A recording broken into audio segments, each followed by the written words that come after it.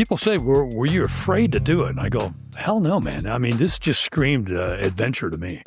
Again, at the time, I was a single guy, I was a bachelor, so I didn't have to worry about mom, kids, or any of that thing. To me, I'm just going, you got to be kidding me. I get to go fly a MiG. Welcome aboard the 21.5 Professional Pilots Podcast. Rock on. You're on 121.5, the emergency frequency. It's a show by professional pilots for professional pilots. I looked back at them and I said, I don't think we're at the right airport. And they go, I don't think we are either. Each episode, we bring you fascinating conversations with industry experts. I think I should be a go-to on how to deal with 63, 64-year-old men. You're going to chase it like a dog chasing a school bus. But we're not just about the serious stuff. We're here to have fun. And I like to sit with pilots a lot of times. I always say they're better looking than Tom Cruise. It's a whole thing. The 21.5 Professional Pilots Podcast is your destination for everything aviation, whether you're cruising in the flight levels or just starting your journey. All right, Dylan, very excited to have our guest this week, Rob Zettel. He is the author of a book that I read recently called American MiG Pilot Inside the Top Secret USAF Red Eagles MiG Squadron. And very fascinating part of Cold War history. Welcome to the show, Rob. Hey, glad to be here, guys. Pleasure. Yeah, thanks for coming on. So I'm a big fan of Cold War history, and I've read a previous book on the Red Eagles, and I read your book and reached out and said, hey, would you like to come on our show? And I told Dylan I was really excited. I was like, hey, we got Rob Zettel from that wrote the book about the Red Eagles. Dylan goes, awesome. What's the Red Eagles? And so it's a really interesting part of aviation history that gets me very excited. But I think it's unfortunate that a lot of people don't know about what the Red Eagles was. And so that's why we're excited to have you on the show and talk about it. Great. So why don't you just give us the quick overview of what the Red Eagles and the Constant Peg program was? Yeah, really the short of it was, and, I mention this whenever I do a presentation anywhere, but think about a program which, again, a lot of your viewers have never heard about, but it was perhaps arguably the best kept secret of the Cold War. And think of it in these terms. During the Cold War, in the late 1970s up through late 1988, the U.S. Air Force had an entire squadron of MiG-21s, MiG-23s, tucked away at a secluded base way in the northwest corner of the Nellis Air Force Base ranges, highly restricted airfield, but we had an entire squadron. We had MiG-21s and MiG-23s. And what we used those for is we had an elite cadre of people that flew those airplanes in really pitched battles against our frontline fighter pilots, whether it be Air Force, Navy, or Marine Corps. And the whole purpose of the program was to take it another step beyond either the Air Force Fighter Weapons School, Navy Top Gun, the Air Force Aggressors, and show those frontline fighter pilots the real airplane, not a simulated airplane, the real thing. So, and that was a lesson that was born out of basically out of the lessons that we learned from Vietnam, where we didn't do very well in the air-to-air kill ratio. So, whereas in Korea, we enjoyed somewhere between 10 and 12 to 1 kill ratio. Vietnam, if you looked at the entirety of the war, it lagged a lot. It was between 2 and 3 to 1. And that just wasn't going to hack it. And so a number of studies, which I won't go into, but the book talks a little bit about, a couple studies done by both Air Force and Navy. And the outcome of that was, number one outcome from the Navy's report was the establishment of Top Gun in March 4th, 1969. The aggressors, by the U.S. Air Force lagged a few years, and a couple of years after that, along comes Red Flag, basically a scenario which is tries to replicate first 10 days of a war. Well, the cherry on top of that was, let's get the real thing. We had a handful of airplanes, 3 to be exact, 2 MiG-17s and MiG-21 way back in the late 1960s. Let's see about getting some real ones. So in a nutshell, that's what we did. And again, all those the mechanics of that started way before I even got into pilot training and got my wings. So that's really what the program was. And the program was called, the unclassified code name was called Constant Peg. And what that was the Air Force's program. It was actually a joint Department of Defense program. So the Navy and Marine Corps, had a part in it too. And we always had, in addition to 3/4 of the pilots, which are Air Force, the remaining 25 to 30% were Navy and Marines. So they played as well. The unique thing about that program, unlike other programs, even the F-117 program that was also co-located up at Tonopah years later, that I was briefed on in early part of 1984, was there was no foreign participation in this program at all. Our friends from the RAF, whether they knew about it or not, I'm sure they had some inkling we had them, but they weren't allowed to play even to even be told of it. Whereas they did have a couple pilots flying the 117. So it was that top secret of a program. And somehow, I was lucky enough to be chosen to be a member of that. And in my little over 3 years in the program, about 3 years and 2 months to be exact, I ended up with the third most MiG sorties of any pilot in the 10-year history of the program. So I feel very fortunate, one, to have been part of that and, to be able to talk about it now, and which I recounted in my book, American MiG Pilot. Okay, Rob. Now, if anyone's been to the movies in the last couple of years, we watched Tom Cruise. He sort of parachuted in and stole an airplane from the foreign air base, and it was pretty easy. I mean, honestly, I think he was on the ground for maybe 30 minutes, and then he was up flying again. I'm guessing that's not how you guys, I should say, the government got a hold of these MiGs. So let's start there. How the heck do you just, there's no Temu, there's no online, like, how are you getting these? Sounds like a great idea. Yeah, let's just get a squadron of MiGs. But, yeah, that'd be great. How does it come to fruition? What a radical concept, right? And that's usually born out of many discussions over scotch and beers at the bar or wherever, going, hey, we've got all these other airplanes. Why don't we get the real thing? Yeah, that'd be a great idea. And of course, it's nothing like the beauty of having some young junior field grade officers, young majors, who have been to Southeast Asia, flown the F-4 Phantom, been F-4 weapons school graduates, sitting around going, yeah, wouldn't it be nice if we could get the real thing? And poof, that's the genesis of an idea. And luckily, in the halls of the Pentagon, there was enough senior leadership, men with 3 and 4 stars on their shoulders, that looked at it and go, you know what? That's not as far-fetched as you would think. And so they went out and found them. Now, there's a lot more to it than just that. There's a lot of behind the scenes by our government, State Department, CIA. There's a whole chapter devoted on how we got some of the airplanes, which have never been told before. But it's really unclassified. And basically, the other thing in my book that I tell everybody is, the whole program was declassified in 2006. So as we sit here 20 years later, that story's been out there and at least declassified. Now, there's a lot of things that weren't talked about. They kind of gave it in broad brushstrokes. Yeah, we had this program, we had MiGs.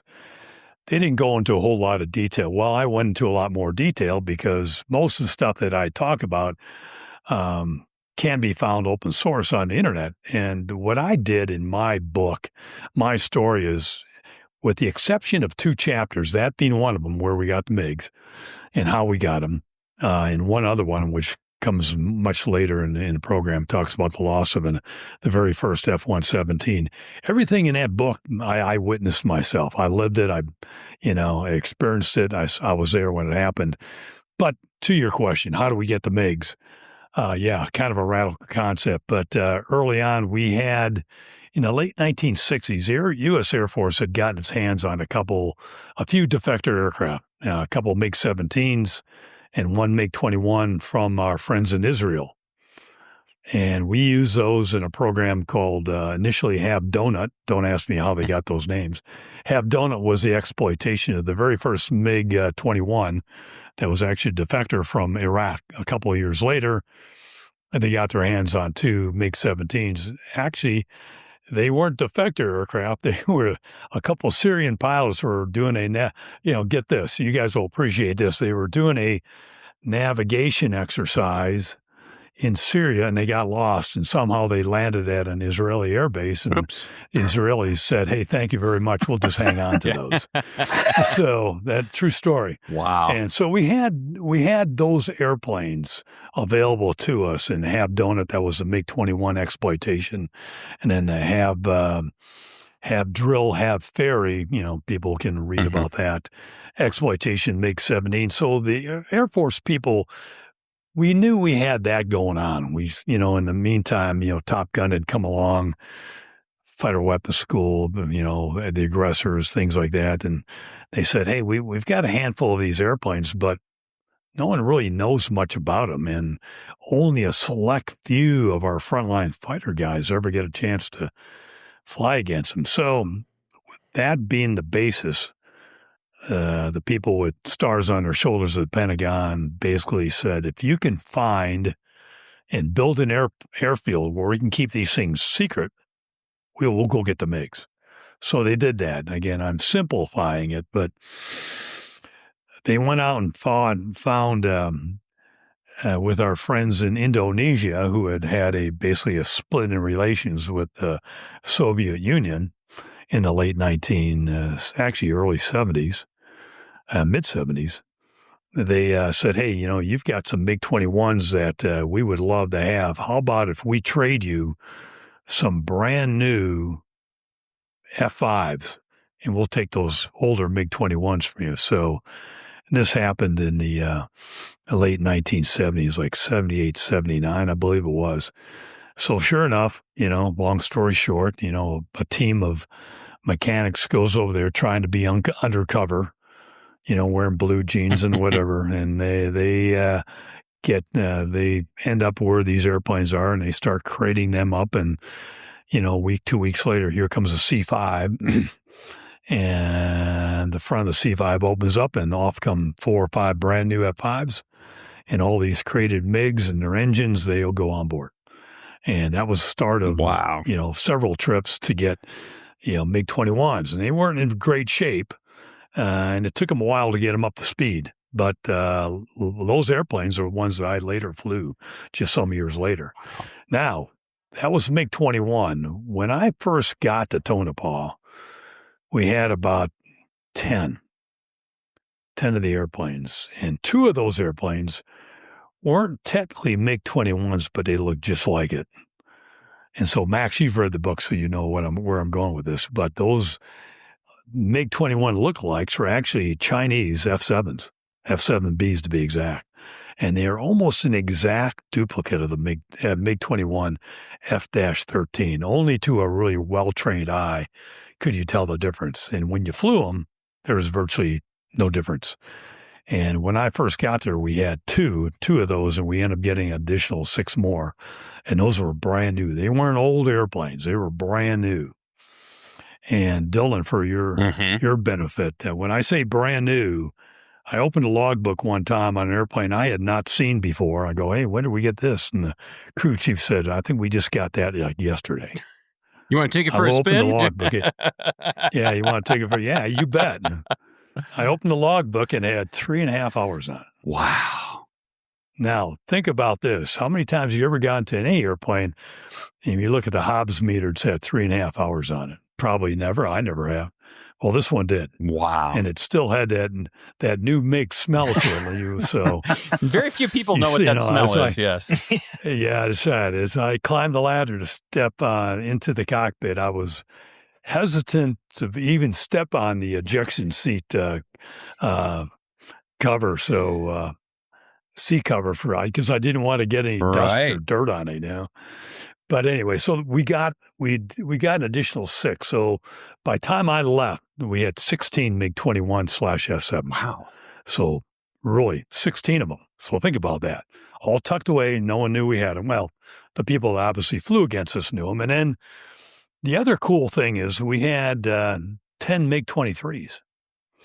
And the MiG-23 was not originally envisioned when the powers that be first cranked up that program in late 1978, 79 at Nellis Air Force Base. Of course, the operating base being, 124 miles northwest of Las Vegas. And that airplane was a MiG-23. And we got that in a similar fashion. The Egyptians had basically a rift with the Soviet Union. Anwar Sadat, you may have recognized that name. It was the president at the time. And he no longer liked the boot of the Soviet Union on Egypt's neck. And he thought, you know what? I think we can do better if we talk to the U.S. We can get some better hardware. They're going to be less restrictive. So luckily for us, our CIA station chief in Cairo, a guy by the name of Jim Fees, had seen all this coming about over a period of years, and he was slowly working that behind the scenes, thinking besides all this other Soviet equipment that the Egyptians had acquired, he had his eyes on those MiG-23s because the MiG-23 was still only a few years old. It had only been in service in the Soviet Union since 1974. So now we're looking just a few years later. You thought, man, if we get our hands on that, what an intelligence coup that would be. Well, it happened. A few years later, 1978, and the Egyptians say, okay, we'll do that in exchange for something called Operation Peace Pharaoh, which is the exchange. It wasn't basically publicized at the time, but in exchange for F-4Es from the United States, we got those 17 MiG-21, MiG-23 MS and BN aircraft. Later on down the road, of course, Egypt's going to get some F-16. So that's how we got the airplanes. Again, all happened well before I got there. And thank God it did, because when I show up in October of 1983, we had almost all those airplanes on the ground. Again, like I mentioned, the F-7, 6 of them later showed up while I was still there. But all the MiG-23s were there. And so that's how we got them. So from Indonesia, Egypt, Red China, brand new airplanes from them. That's where we got the airplanes from. And I think what's interesting, Rob, is how many of those airplanes, the MiG-21s or 23s, had 2 seats in them? 0. 0.0. Yeah, so the first time you fly one, you're by yourself. So can you talk a little bit about how that went down? Because traditionally in the Air Force, all single seat fighters have a 2-seat trainer version, right? Most of them do, yeah. Most of them do. There are a couple exceptions, which we can get into, like the F5, early F5 when I checked out as Aggressor. We didn't have any F5F models at the time. They later on got some at Nellis, but when I checked out an Aggressor, we didn't have any. It was all single seat, no simulators. So, but to your question, how did the checkout program go? Well, as I sort of alluded to, you had a cadre of pilots that were hand-selected for that job. You had to be a graduate of one of 3 things to even be considered for the job. You had to be either an Aggressor graduate, a graduate of the U.S. Air Force Aggressor program, or you had to be a fighter weapons school graduate, whether it be an F-15, F-16, F-4, whatever, or you had to be a Top Gun graduate. If you weren't one of those, even though you might be the cock of the rock, you weren't going to be considered for the program. Now, that pretty much never happened. But so luckily, I was an Aggressor and I was considered for the job. But to get to your point, how could you, go from your Western fighter and then go to this secret air base every morning? We'd fly up there on MU-2 Mitsubishi turboprop airplanes. Oh, great. Yeah, we flew those ourselves. And so we had 2 of them. We would shuttle up, 8 to 9 pilots in each airplane. And so we went up in the morning, did that. I'll get to that later on. And we flew back in the afternoon. But you fly up there. And, of course, now you're part of this hand-picked cadre of people and you show up. And the reason you were selected in those requirements was knowing that, hey, we don't have any simulators. We don't have any two-seat trainers. We need somebody that can fly these airplanes that we know has the aptitude to go through a week or so of academics, learn the systems, and then take that airplane off and learn to max perform within a week or 2 weeks, check out in the program, and then be a credible threat or training aid to whoever he flies against. So that's how that went. So at the time I got up there until I flew was basically a week. I show up on day one. I've been in a squadron for a week or 2 weeks, but from the first day I went up there till the day I flew the MiG-21 was basically a week. And during that time, I had basically my own tutor. I had another guy in the squadron, a gentleman by the name of Mike Roy, great guy. Basically, when he wasn't flying his MiG-21, he was, spending a couple hours each day or whatever, either in the classroom training me on the systems, the procedures, your flows, your emergency procedures, you name it. And because we didn't have any simulators, it added new meaning to the term hangar flying, because we would go out to a hangar where we had a static display, and I would just jump in the airplane. And when he was flying, I'd be there by myself with my flight manual on one knee and checklists on the other. And oh, by the way, those flight manuals and checklists were all written by our pilots, because when we got these airplanes from Egypt or China or Indonesia, they didn't come with any flight manuals. They came with something similar to a operating instruction, but they looked nothing like you guys would recognize, or our Air Force pilots in what we would call our Dash 1s, or the Navy calls their NATOPS manuals, look like. So we had to rewrite all those things and put them even into the same font, style, and formation as our manuals. So when you open it up, okay, it's a MiG-21 manual, but it looks just like the F-4 manual I used to fly. Same, okay, this is the description, these are the systems, these are emergency procedures, yada, yada, yada. So that's how I learned. And that took basically a week of academics, and then they're going to kick you out of the nest pretty quick. So, but before you flew, they would have you do in the morning and in the afternoon on the day before you're going to go fly. You had 2 engine starts and 2 taxi runs okay, you're going to crank this airplane up for the first time. We don't have anybody in the back seat because we have no back seat. So you're on your own. But you're going to go through all your procedures. And when you get done with your, after start procedures, pull the chocks, and you're going to go take this thing for a slow speed, and then later on a high speed taxi, and take it down to the end of runway. And for your high speed taxi, you're going to do your before takeoff checks, call the tower, ask for clearance for onto the runway for a high speed run, close the cockpit, the canopy, get in position, put your flaps down, get all set, run it up. You're cleared for your run. Let it go, hit afterburner, get it up to about 100 knots, pull it out of afterburner, pop the drag chute, and then taxi off, drop the drag chute on the infield, and hopefully you have enough pneumatic air to make it back to the chocks. If you don't, you're going to have to be towed in. So that's what you did up until you flew, and then you would fly the very next morning. I think in the book, it was a 9 a.m. takeoff on a cool November morning up at Tonopah Test Range, and you take off. So that's your checkout. Well, that's the beginning of that's all your academics through your ground runs. And then you take it airborne, and you have 5 flights like that. And then on your 6th hop in the airplane, you get a check ride. And so that's your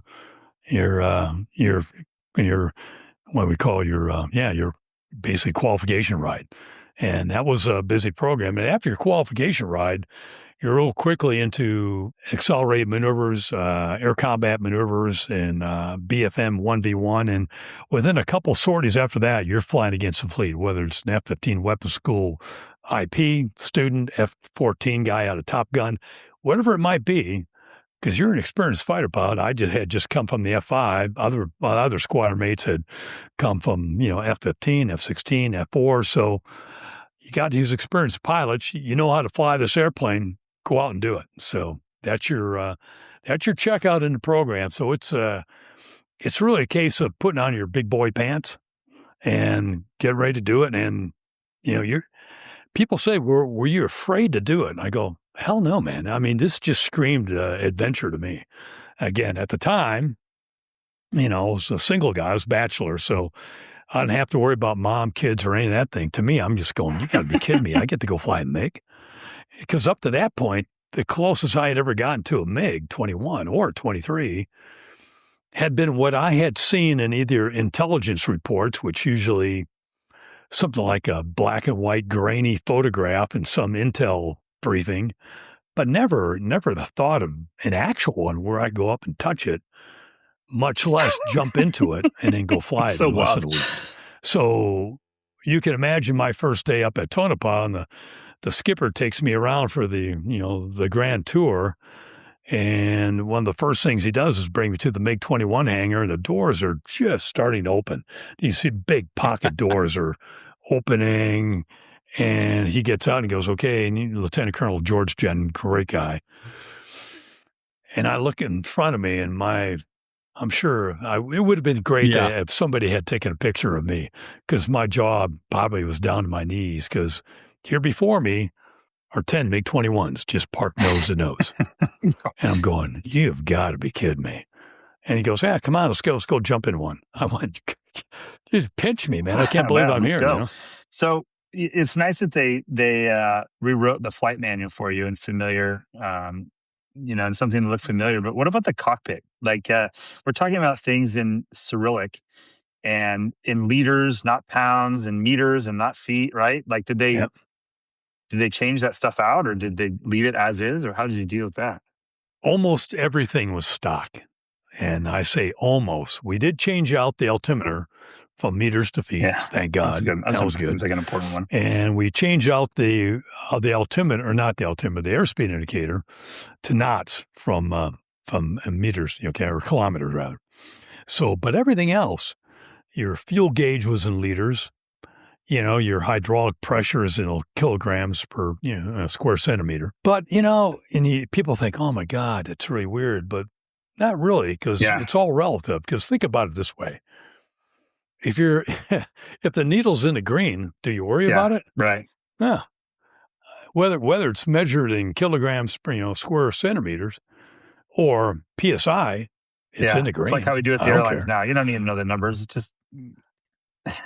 Yeah, exactly. You look and go, it's in the green, and if something goes wrong, I'll have an idiot light, a light that's going to come on somewhere. It's probably going to tell me, hey, your fuel's low, or your oil pressure's low, or whatever.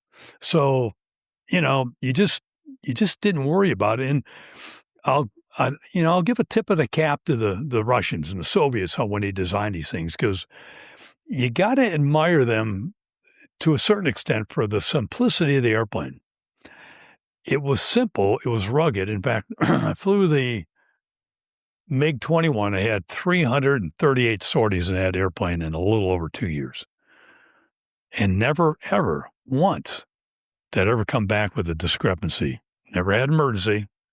The airplane was kind of like, I don't know, think about some car that you just put gas in oil and keep going, like maybe a Honda Accord or something like that, right?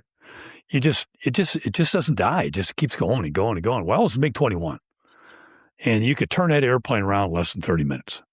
I mean, just put gas, put fuel in it, may have an occasional tire change, repack the drag chute. If you use a drag chute, later, when you got used to it later on, you avoided even using a drag chute, unless you really landed long and hot, which, was really never a need to. So there's something to be said for it. But you're right. Everything else was in Cyrillic. There would be an occasional label somewhere in the cockpit over some switch. And I couldn't even tell you which ones really they were. But you learn through your academics, you learned anything on the left side was pretty much having to do with emergencies, either flight controls, engine controls, nozzle, hydraulics, whatever it might be.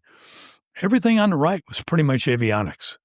So you go, hey, if I had a flame out, you go, okay, I got a couple switches over here to, retract the nose cone, wherever it might be, you name it. So it didn't take you long to kind of figure out, okay, I'm flying this. I got my head on straight, but you flew them every day. So, and at the morning stand-up, we always had a briefing at the beginning of each day. And during that briefing somewhere, whoever was running the briefing, similar to what we did in Air Force pilot training, I'm guessing the Navy probably did the same thing, is whoever was running the briefing would look over and say, okay, Z-Man, this scenario of the day. You're up airborne and this light comes on. It shows that your main hydraulic pressure is now to 0. What's your emergency procedure? How are you going to handle it? So you were kind of on edge all the time, knowing that, okay, hey, if I really F this up, they're going to say, okay, you're not going to go fly today. So that was incentive enough for you to kind of stay in the books, and you knew your stuff. And the other thing that you didn't want to have happen, you didn't want to embarrass yourself in front of all of these hand-picked guys that you couldn't hang with them. So yeah, you bet you were up on your game all the time. I think the sense that I got from the book too is that like the MiG-21 is one thing, but compared to the MiG-23, the MiG-21 was pretty straightforward, had predictable handling characteristics. I mean, for a high performance jet, but the MiG-23 was no joke. Like, yeah, the MiG-23 has variable geometry wings, so that the wings, move, and had some handling characteristics that could really bite you in the ass. And so getting in that thing for the first time without a simulator and without, and probably never having flown a variable geometry wing airplane before and all that, that's got to be pretty intense. Yeah, that kind of, you were already in the environment. By the time I got to MiG-23, I'd been in a squadron just over 2 years. So you pretty much knew the game. A lot of your buddies had flown the MiG-23. Not everybody flew the MiG-23, by the way. And it wasn't because it was a seniority thing or something like that, because we didn't have that really in the military, especially not there. It was, some of it was timing, and there's some people just didn't want to fly the airplane. But to me, again, single guy, I'm looking at it, I go, I'm right here in the squadron. There's 10 MiG-23s right there. Why would I not want to at least try it? And say that not only could I say I flew it, but experience it and then pass those lessons learned on later on when I went to the F-15 squadron that I eventually went to later on. But yeah, so you went to it knowing that, because you'd heard the stories and you knew that it was a demanding airplane and you had to be on your game all the time, because unlike the MiG-21, which is very agile, very docile, I could take that airplane below corner velocity, which is right around the neighborhood of 283, 383, almost 400 knots. Pull the airplane, 15, 20,000 feet, pull a stick straight aft, go straight up, run out of airspeed, do a tail slide, kick the rudder, fall off the other side, and you're flying. You don't touch the throttle because the airplane's still at full afterburner. And no big deal. No adverse characteristics. You're not going to put into a spin. The MiG-23 was just the opposite of that. It was a polar opposite of that airplane. So if you think of the MiG-23 as a pure interceptor, then you're kind of getting your mind in the right thing. Think of it as an interceptor, not a fighter, like we would think of the MiG-21 or an F-5 or F-15 or F-16. Then you're kind of in the right mind frame. Plus, like you alluded to, we had that variable geometry wing sweep. So for every 3 positions, and there were infinitely more positions in between 16 degrees, 45, and 72 that we had stops at, you had corresponding angle of attack, G, and airspeed limitations for each one. And when the wings are full forward, which we only use for takeoff and landing, we put the wings back to 45 degrees if we're going to do some hard turning, fighting, whatever. And if we wanted to really hit the intercept or the merge really quick during an intercept or bug out and get out of dodge and separate from the fight, we put the wings back at 72, go full afterburner, unload, and you could enter the merge at 650 knots or 700, whatever you wanted. Fastest airplane ever flew, by far, not even close. I mean, I flew the F4, F-15, F-5, MiG-21. MiG-23 was just in a league of its own. Twice I was a functional check flight pilot, so basically a fancy way of saying, I tried out airplanes, tested them after they came out of the barn for engine change, flight control, whatever it is. So I kind of had a license to steal and fly the airplane at its max limits a number of times. And twice I had the airplane at 40,000 feet, straight and level, 1G flight, not bunting over at 0 Gs, but straight and level, full afterburner, wings at back at 72 degrees, and I hit, 2.35 Mach twice. And I bet it would have gone to 2.5 or faster. It just wasn't thrust limited, but 2.35 was the placard limit. And I thought, even though I was a single guy, I thought, you know what? This is probably all the further fastest I need to go, So, I bet I could have zoomed over 60,000 feet, but of course I would have died, It probably would have lost pressurization, and I didn't have a pressured suit. So I was smart enough not to try that stupid thing. But on the deck, 830 knots is what I saw. One of my friends had it 910 knots. Jeez. So that's cooking. So, but that was the only thing it did well. So, but to your point earlier, was it it was something you took a lot more seriously. And because we didn't have simulators, 2C trainers, like, okay, here we go. This is but it was still from the day I stepped out of the MiG-21, which is a Thursday afternoon, my first flight in the MiG-23 was exactly 1 week later. So it wasn't like, an Air Force RTU squad, you go check out in the F-15, F-4, F-16. Before you even touch an airplane, you're probably in the simulator academics for 3 to 4 weeks before you even touch that airplane. Not at Red Eagles. Of course, we didn't have all the things to go through, the radar, everything else. Mm-hmm. But so we kind of simplified that. But still, it's 1 week. You jump out of 21 into that MiG-23 and away you go. And you're on your own. You take off and you go do your thing. So, but it was, I never scared myself in MiG-23. I had one, again, Max, you read the book, so you know where I'm going. We had one major emergency in the MiG-23, which came close to losing the airplane, but it got it back, and that was a main hydraulic failure, which was really critical. The only other worse emergency would be losing your engine in the MiG-23, but got it on the deck, airspeed on final, no flaps, no slats, none of that. Because the wings were stuck at what? Mid?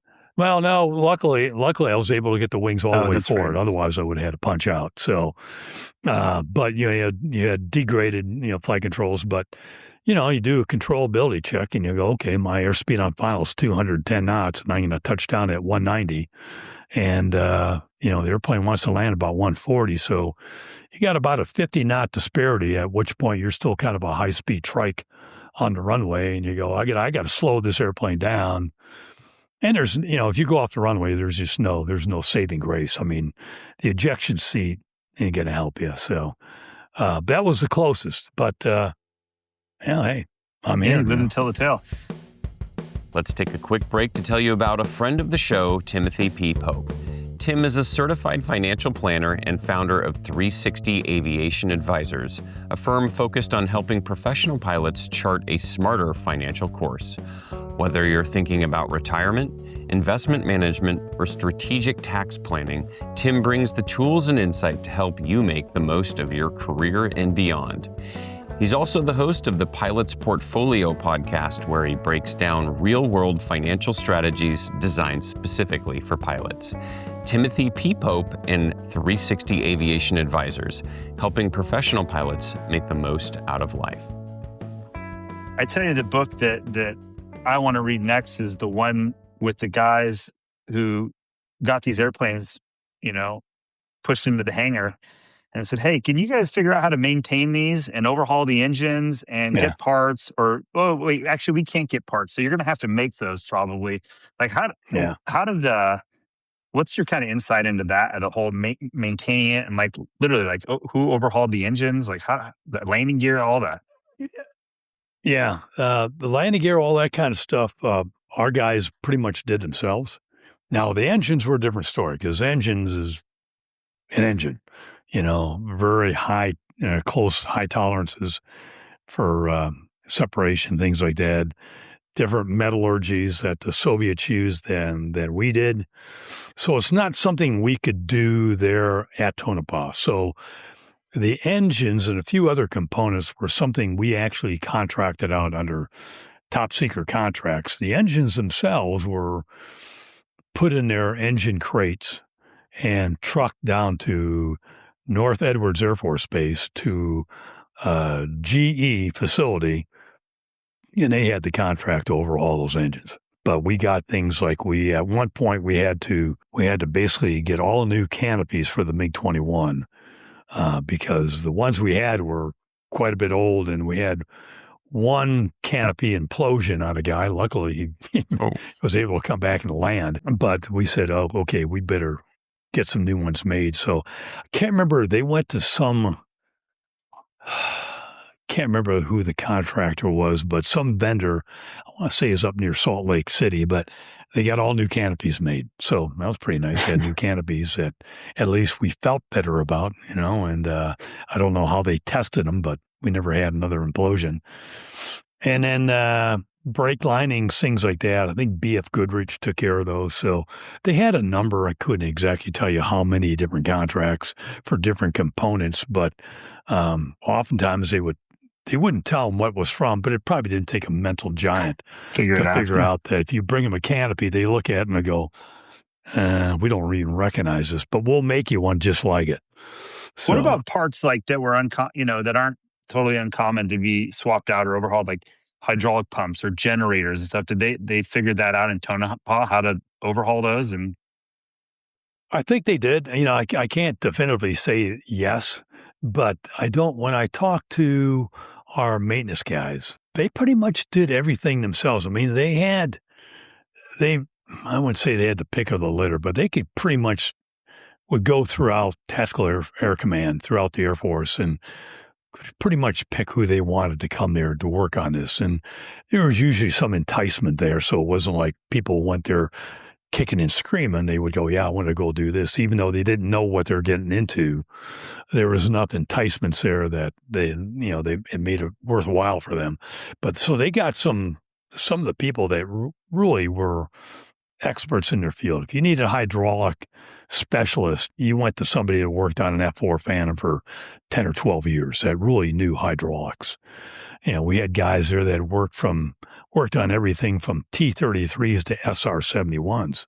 So there was a lot of really smart technicians there that kept these airplanes. Plus, some of these guys, I think it was the initial 11, a cadre of 11 maintenance people that came over when the program first started up.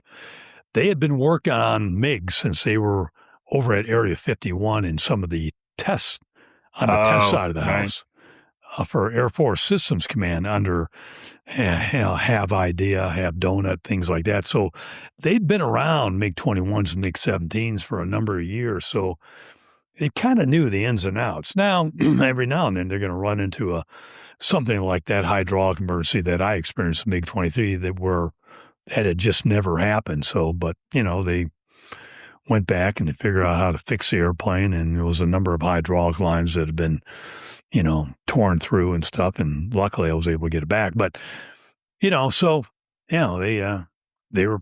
awful good at what they did. But you're right, it wasn't like you go run down to your local Napa Auto Parts and say, hey, I need a hydraulic pump for a MiG-23.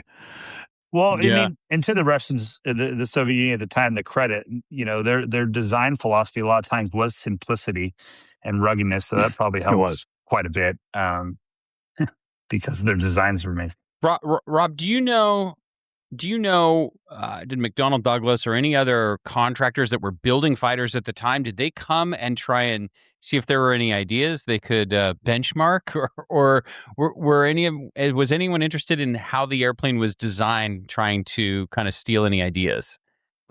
I don't know that for sure. I'm just guessing that over the years, there had to be some sharing of information that people, either through our people there that, would, officially or unofficially leak it to them, but I never saw any of that. And plus, a lot of these airplanes, because of where we got them from, man, I don't think there weren't a lot of secrets on, what they did right, what they did wrong. I think the one thing that the exploitation of all the airplanes, the exploitation of the MiG-23 occurred in 1978 under a program called HFPAD. And that was of the very first MiG-23 MS model that we got from Egypt. That was the Interceptor. And the other thing I'll point out for the listening or viewing audience is the airplanes that we got, they weren't the latest generation MiG-21s or MiG-23s. So they were,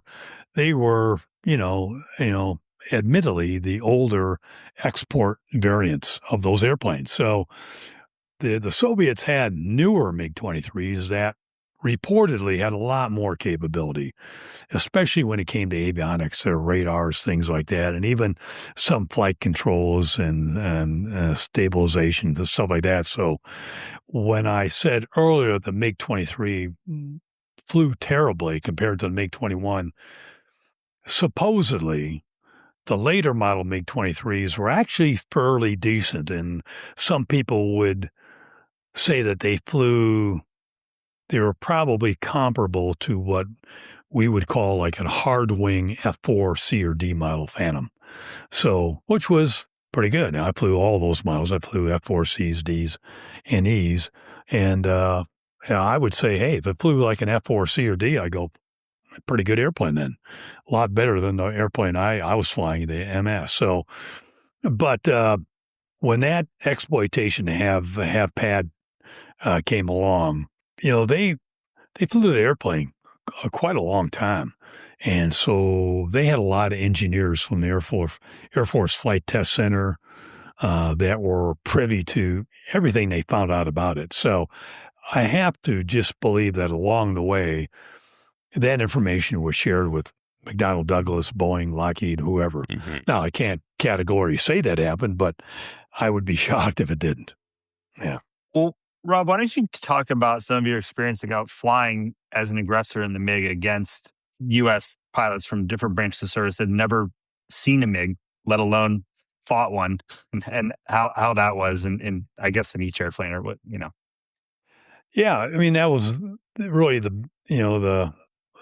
benefit of the program is to expose pilots, your frontline pilots, like I said, to the actual threat, even though it may be the export variant and it's acknowledged it's not the latest and greatest, but it's still a MiG. Think about yourself in World War II. If you had been a Hellcat pilot and you had the ability to go fly against a Zero, even if it had been an older model, that would have been pretty worthwhile. So think about it in those terms, and that's kind of how we approached it. And because we had the benefit of flying, like in my case, the F4, the F5, later the F-15, and then, a lot of my contemporaries in the squadron had flown the F-15, had flown the F5. Navy guys had flown the F-14, the A-4, the F-5, the Phantom. You took all that corporate knowledge, you put it into one squadron. Now when you go out to fight against, let's say, for instance, today, Max, you come to Nellis, and all you know is you're a young lieutenant. You show up at Nellis, you're in your F-15, and on Monday morning they say, hey, be at this facility at this time, and you're going to get in brief to a program, and you think you're there to fight against the aggressors or you're there for red flag. Well, now you and maybe half of your squadron shows up in this briefing room, and in walk a couple people and, looking like me, and they've got Red Eagle patches on their right sleeve, and you're thinking, who are these guys? And all of a sudden you're passed out a bunch of papers and you're asked to sign your name and acknowledge that whatever you hear and see today and throughout the week that you'll never divulge. And you're going, well, that's now got your attention, right? So you sign all that. We have a security officer and collects all that. And then whoever's leading the discussion, probably myself or one of my squadron mates, says, okay, what you're really here for this week is you're going to fly against this. And up on the board come a big slide, a picture of MiG-21 and MiG-23. And you can see the eyes go, Whoa. And that's for most of them the first time. They probably had heard rumors that we had MiGs, but it was never officially acknowledged. And now they're there for the next 2 hours. We're briefing them on how, I'm looking at you, Max, and I'm saying, okay, when you come up and fight against me in your F-15, I can tell you right now what mistakes you're going to make. Because I've flown against you in your airplane 300 times. And on 80% of those times, this is the one mistake I see all the time. So I'm going to teach you how to avoid doing that when you're defensive against me or when you're offensive on me and you got this little MiG-21 out in front of you, 9,000 feet, and you're both at 400 knots, and all of a sudden we go, okay, fights on, and you're unrestricted maneuverability. You can go right to 9Gs. You can do anything you want. You can turn around and go home if you want. That's obviously not the purpose. The idea of the scenario, why we set it up like that, we would generally do a 9,000. We do a tactical intercept going into it. But the idea was, okay, we have a limited amount of fuel to show you what this airplane is capable of. And so here's a scenario. Think about whether you're over the skies of Iraq, you're in Eastern Europe, wherever it might be in your F-15. You either come to the merge, you haven't been able to kill all the MiG-21s out there, and suddenly you see a MiG-21, 9,000 feet, turning hard into you at your 1 o'clock. Okay, take it from there, kill that What bandit. are you going to do? Exactly. So that's the rationale, because some people say, well, that's not realistic. I go, well, it really is. Or conversely, you go to the merge, you come through, and all of a sudden somebody says, hey, Max, break left. You got a MiG-21, left 7 o'clock, 9,000 feet closing. So in both scenarios, you're given the opportunity, okay, how right now I'm at my corner velocity in the F-15, right around 400 knots. How do I defeat and kill this bandit, or at least survive to come back and fight him another day? So those are what's chosen. And to get to your point, how did they do? Because I mentioned earlier, we know the mistakes they're going to make. You're flying against people that are, and we would tell them, if you can beat a Red Eagle pilot at MiG-21, you probably can beat any MiG-21 out there. And I don't say that boastfully.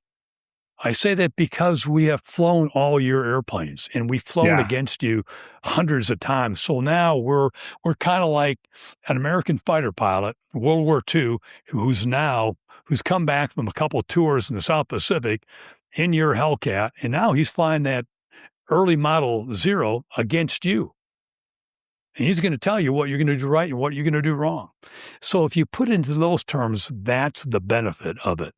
And so we would see those same mistakes often the first couple of days of the week. Remember I said we would fly up every morning, come back in the afternoon. We fly up. We only flew Tuesday through Friday because Monday we were down at Nellis in briefing you guys on what's going on. We would do other things too.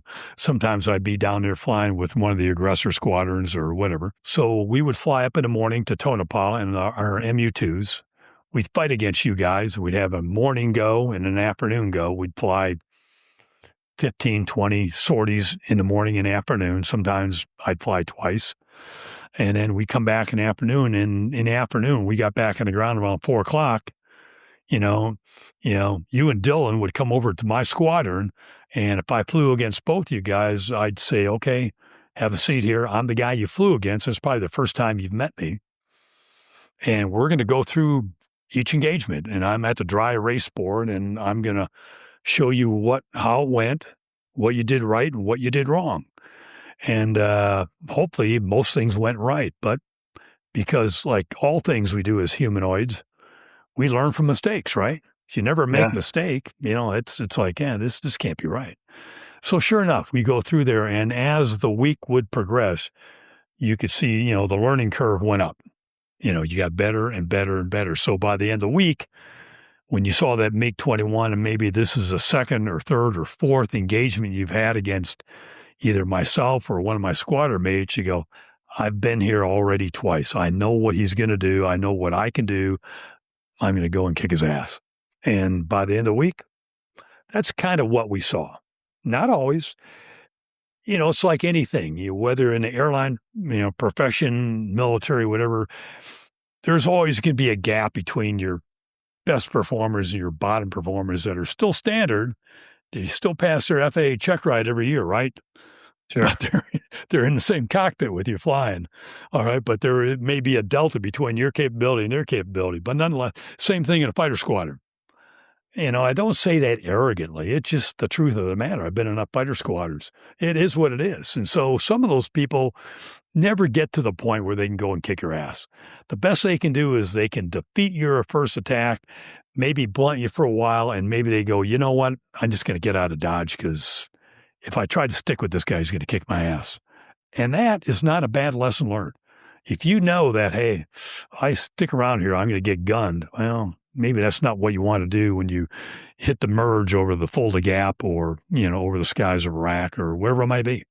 So there's value to everything, whether it's doing really well or not doing so well. And you come back and you go, God, you listen to your squadron mates come back and they got their videotape from their radar and their HUD and they're showing that MiG-21 out front. They're just stitching it out of them with their gun. And you go, damn, I can't do that. Well, not the end of the world, The beauty of the fact is that you got to see it. And if you ever go to combat, maybe there's something more you can work on in between now and then. So that's just how it went. And, I had a lot of really good engagements. Again, I was a beneficiary of years of experience before coming to the Red Eagles. A lot of engagements in both the F4, the F5 as an aggressor, a lot of close calls, but, again, what doesn't kill you makes you better, right? Yeah. So, yeah, you go along and that's the program. And, I could probably recount, as I did in the book, some really cool things are just memorable. Again, Max, you read the book, so you can probably remember a chapter where I talk, and the chapter is called Top Gun.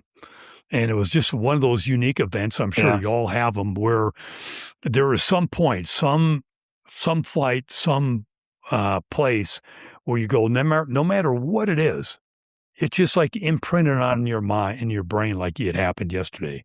Well, that chapter is one of those where I'm fighting against that Top Gun IP and his A4E, and we go, beak to beak, and it was memorable. So there was engagements like that, fighting against F-14s, F-15s, you name it. And it didn't always go well for me. I mean, face it, like I mentioned, as the week progressed, you got some people that could really, really do well. And I remember, I think he even mentioned in that one chapter on Top Gun, an F-18 Top Gun student that just watered my eyes, showing me the capability of that F-18, slow speed when you get in a phone booth. And I go, well, that's how it's done.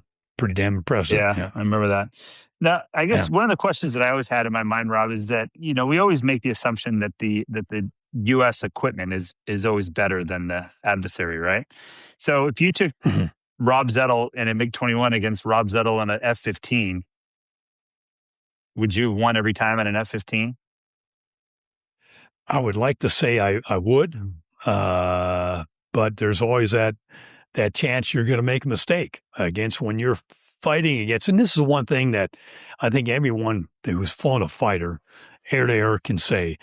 Usually within 1 to 2 turns, you can pretty much tell the capabilities of the guy you're flying against.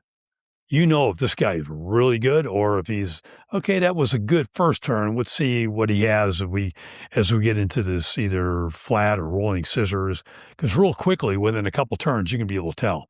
But that said, in the F-15, and there was an episode later in the book where I do go back. And in the F-15, now I've been in F-15 for about 15 months. I go back as a flight lead, IP, mission commander, and I'm going to have one sortie against my old squadron mates in their MiG-21 against me in the F-15.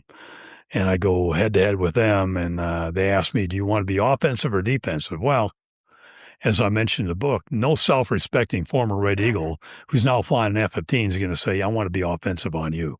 No, I want to be defensive, 9,000 feet out in front of you, just like I had preached and taught for years.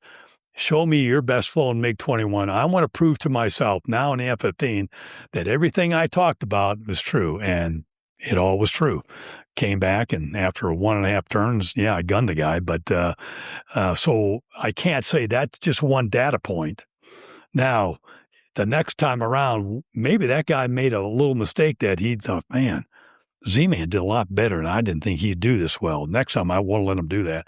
Who knows? But, it's one of those things. You don't, generally speaking, we would tell people, first time you see that MiG-21, if he lays that hard turn on you and he wants to come back single circle, you better have your shit in one bag before you decide you're going to go one circle with him. Because if he is a Red Eagle caliber kind of pilot, he's gonna make your afternoon a long one. So, yeah, now, that's not to say we always won, but we would do that against fighter weapon school IPs, fighter weapon school students, but conversely, the other thing happened too.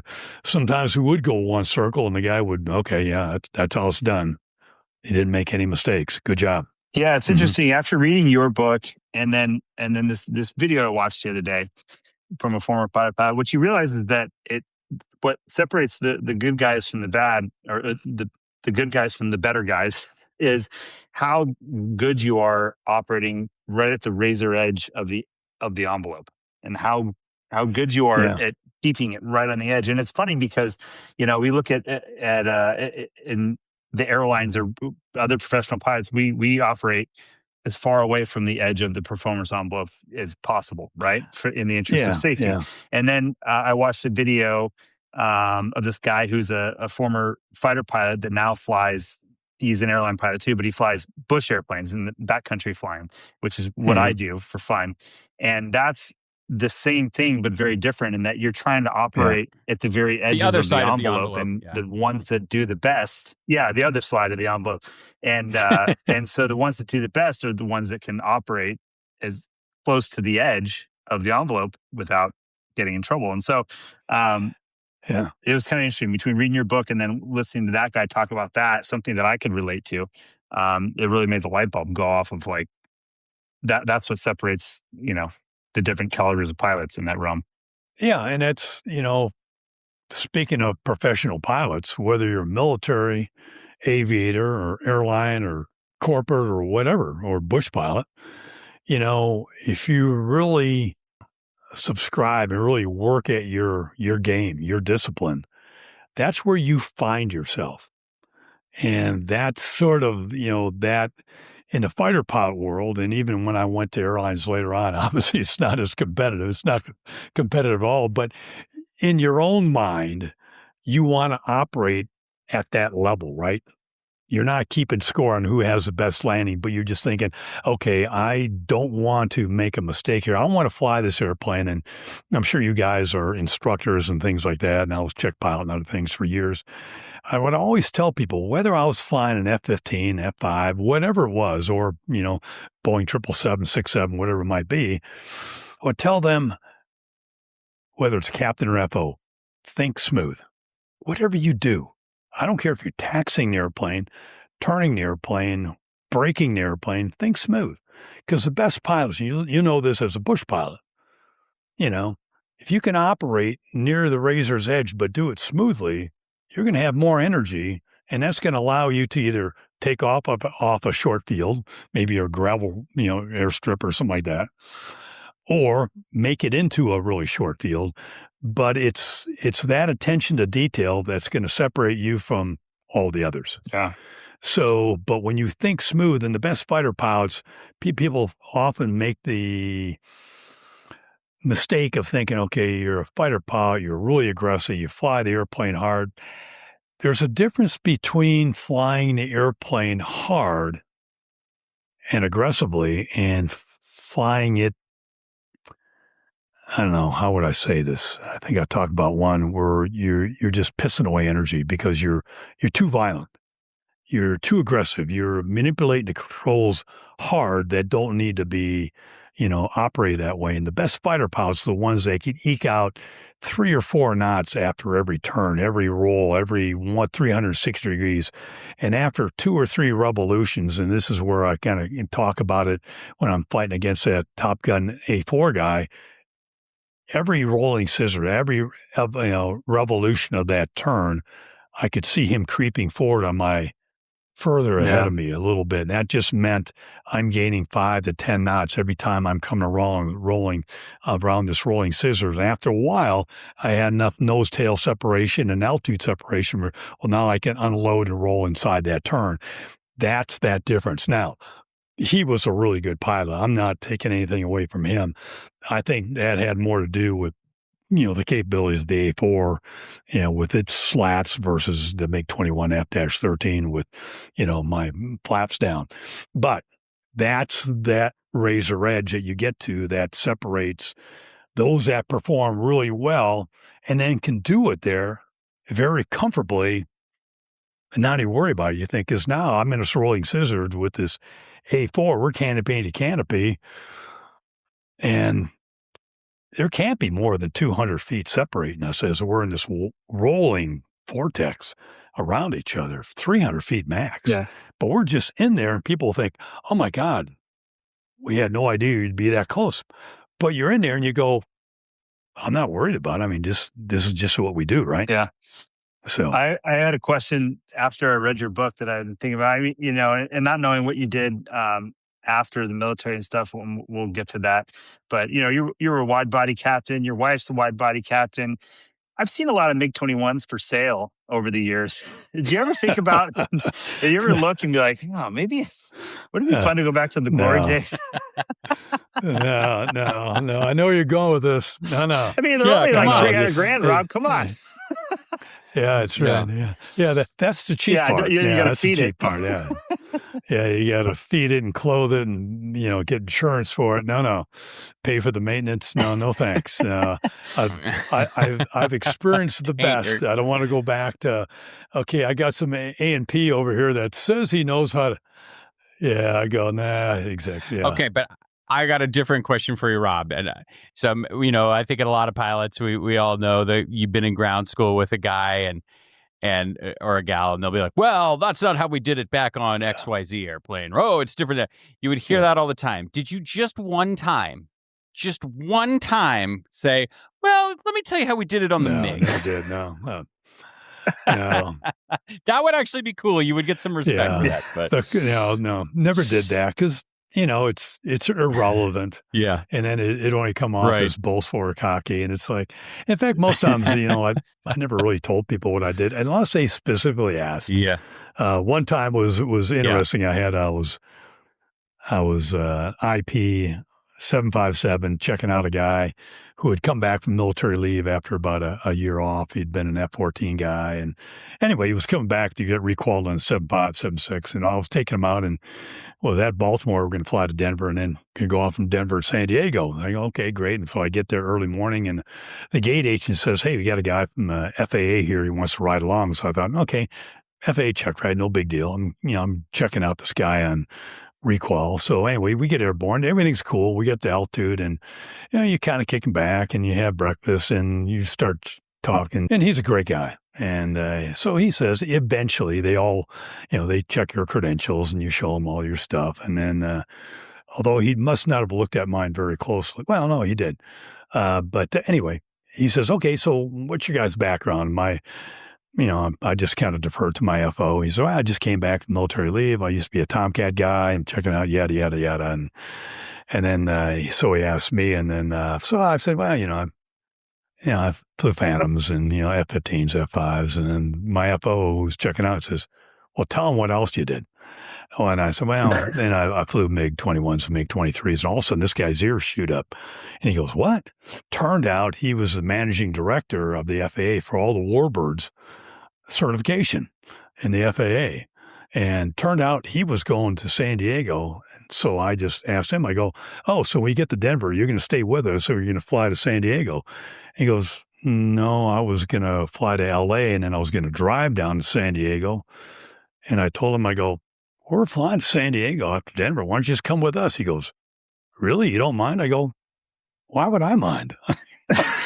Like, I know how to fly this airplane better than you do, so I'm not worried about it. Yeah. So he comes along, and he was just like ecstatic. So anyway, it was just That's funny. that was interesting. And Nice. actually, some weeks or months later, he invites me to DC to his office. He says, "Hey, when you get back, come on over here and bring me some documentation of what you did." So I said, okay, I'll bring you what I have, and I'll have all my Form 8s, what we call our qualification forms in the Air Force. So I brought those in for IP in the MiG-21, all this, and all the rest of it, F-5, T-38, F-4, and he gave me type ratings in every airplane.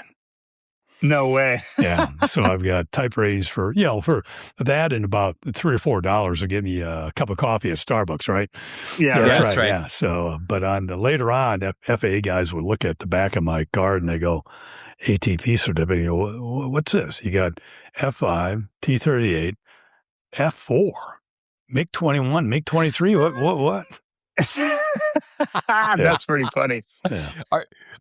You've got to be in a club of what, about one or two Yeah, people? you might need to send us a picture of that, Can't be many. Rob. Yeah. You're gonna throw the bullshit flag. That's bullshit. No, fucking I want to way. see it. That's pretty cool. That's so Yeah, cool. I'll be pretty happy cool. to send it to you. Yeah, that's right. Yeah. Wow. Rob, Big I deal. have a question for you. So a while back, I flew with a guy who was a retired Air Force guy and then subsequently a retired airline guy when I was younger as a corporate pilot. We were flying a Gulfstream 3 together. And so we flew out to San Diego and we went on to North Island, with his retired he was a full bird colonel, I guess. And so we're walking on the beach in North Island, and this was in about 2009, after that first book on the Red Eagles had come out. And I said, hey, I got a question for you. When you were in the Air Force, did you ever hear about I think he was a 3-star general that came out and flew a MiG-23 and ended up crashing, and he stopped like dead in his tracks and looked at me like he had seen a ghost, and he's like, where did you hear about that? And I'm like, it's in the book. It's in a book I just read.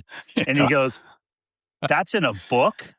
And was shocked, right? Because I mean, that was, I guess, obviously quite a big deal back then.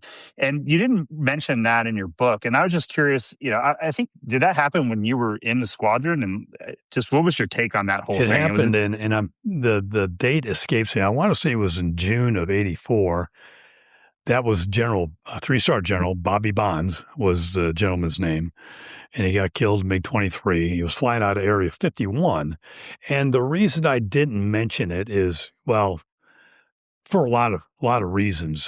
One, it was very interesting. I could easily have put stuff in it when I talked about the MiG-23 and, relating to that accident. But, to be quite honest, there was so much that I couldn't put in the book, not because it was classified, just that I was up against a limit on how much I could. In fact, the interesting sidebar here is when I sent the manuscript to Tony Holmes, who was the guy was the editor for Osprey that did the editing behind the book over in London, he calls me up a couple days later. He said, hey, Z-Man, this is really big.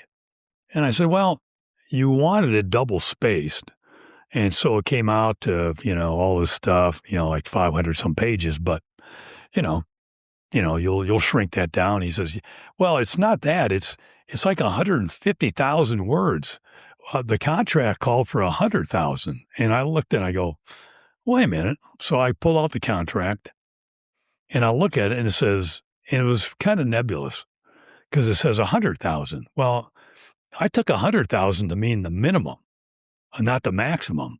So I would write things and to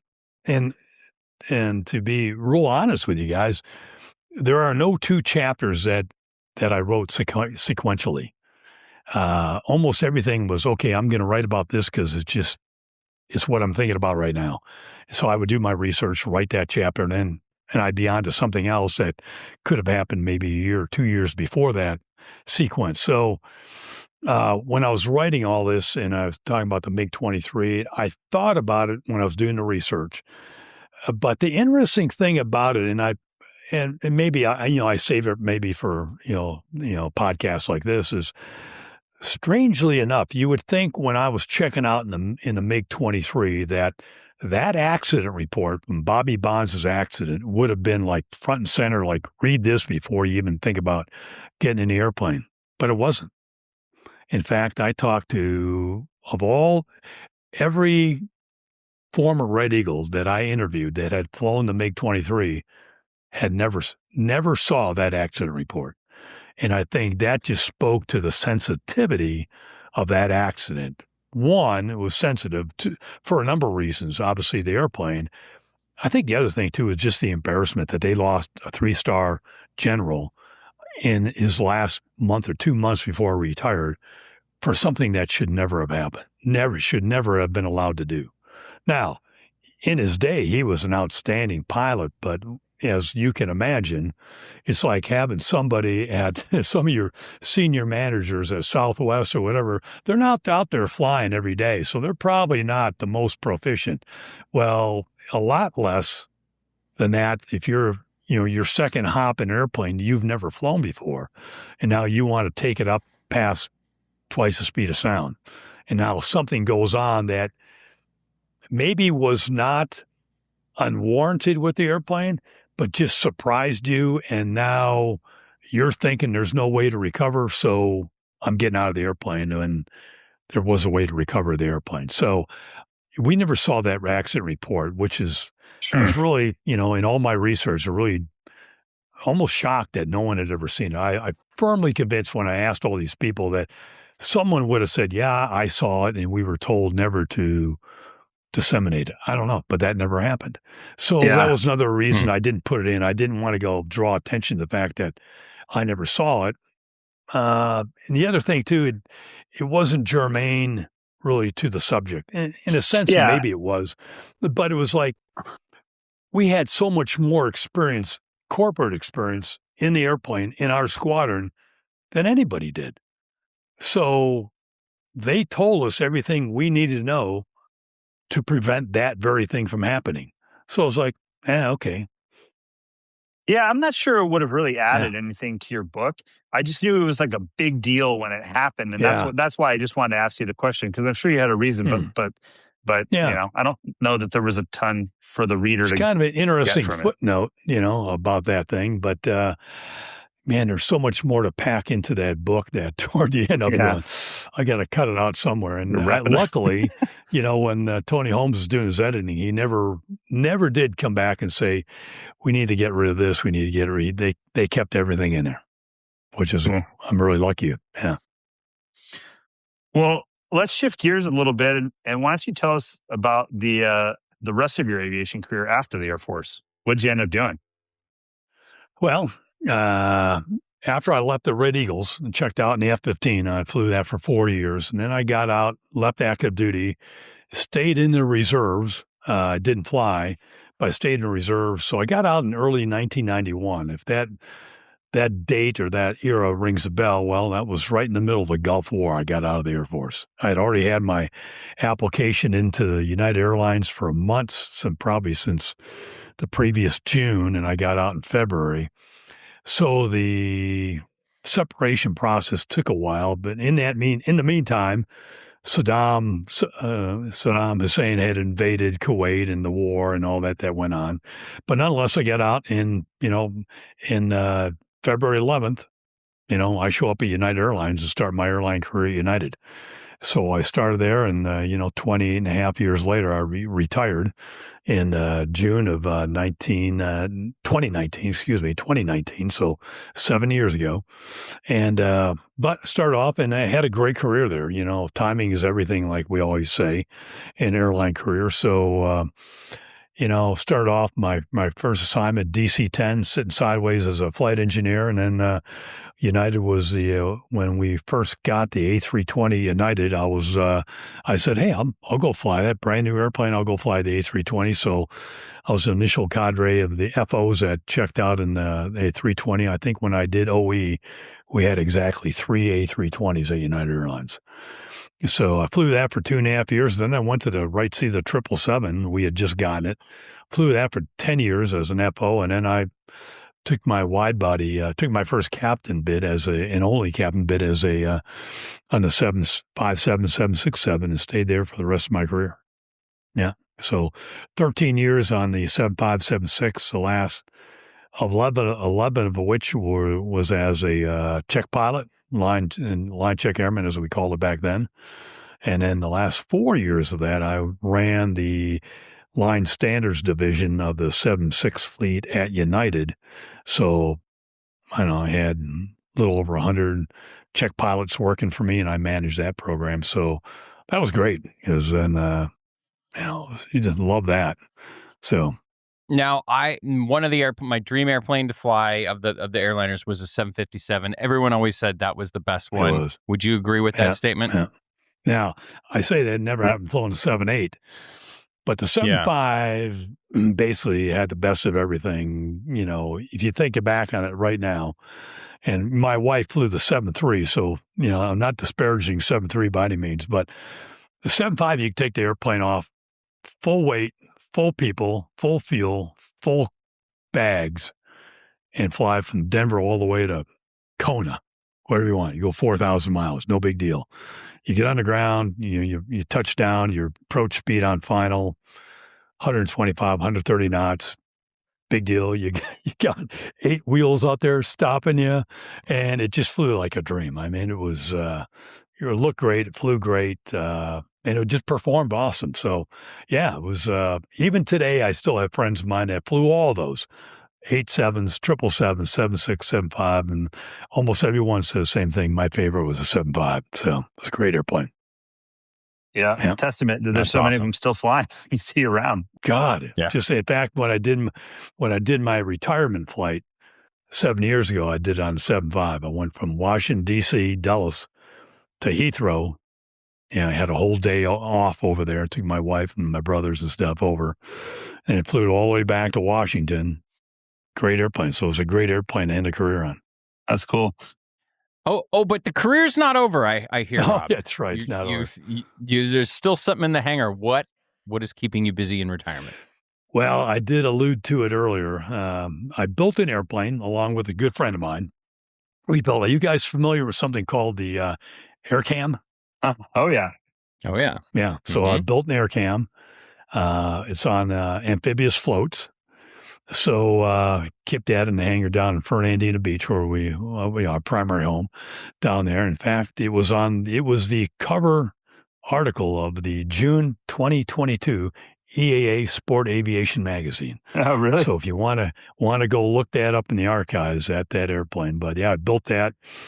Took us just under 2 years to build it, and I did the 40-hour fly off on that. Great airplane, just awesome. And most time we fly with the canopy off, so, 8-9 months out of the year, the canopy's off, fly around Florida, been up to Oshkosh a couple of times with it.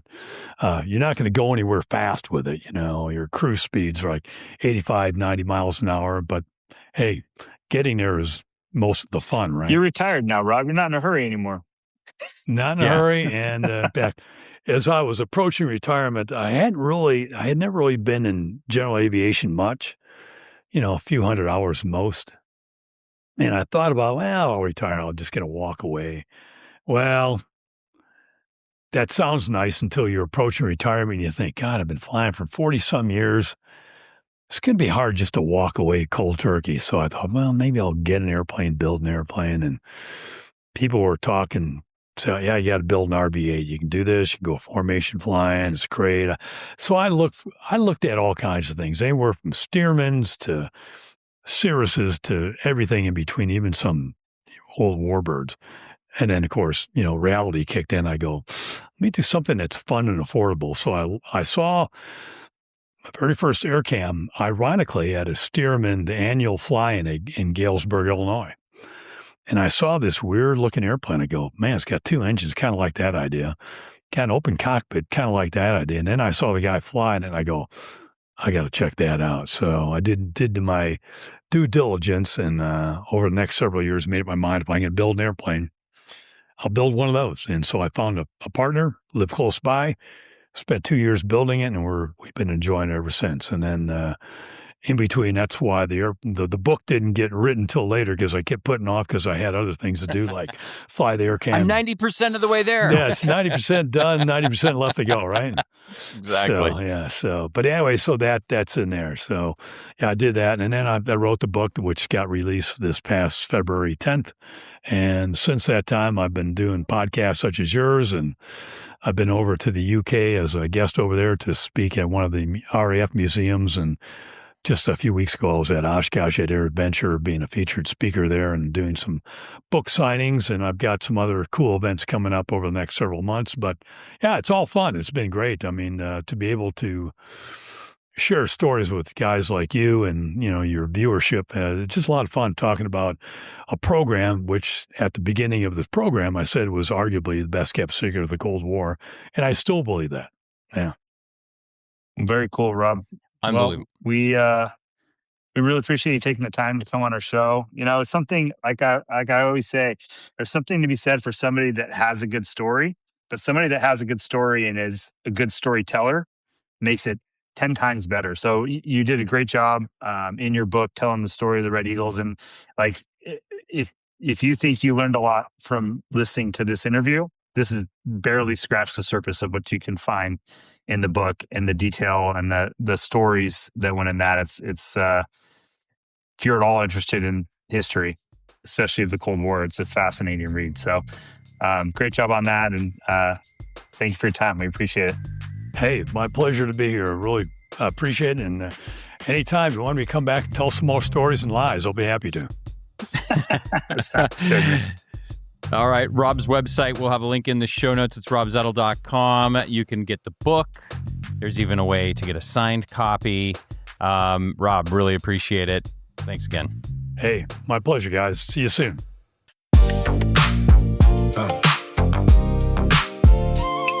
Yeah. Yeah. Secret strip in Nevada. Doors roll wide. 10 MiG-21 sitting nose to nose inside. No backseat instructor, no sim in the hall. 1 week in the books, then you're taking the call. So really gonna switch this view, measure strange. But if the needle's green, Z-man staying in range. Drag, shoot, pack, burn a lick, taxi out clean. Cold War flying like nobody's ever seen. 23 swept back, now the numbers get fast. My 235 with the desert rolling past. F-15 time cat, Hornet showing up to play. Red Eagle in the merge, gonna make them earn they pay. Smooth on the controls, don't throw energy away. 5 knots every turn can decide who gets to stay. From turn up mornings to a wide body seat. Same lesson in the cockpit, make precision look sweet. It's the frequency, pilots tune in and vibe. 21.5 where the pros come alive. Checklist, jet fuel and stories that fly. It's the cockpit crew, now let's take a sky. The statements made in this show are our own opinions and do not reflect, nor were they under any direction from any of our employers.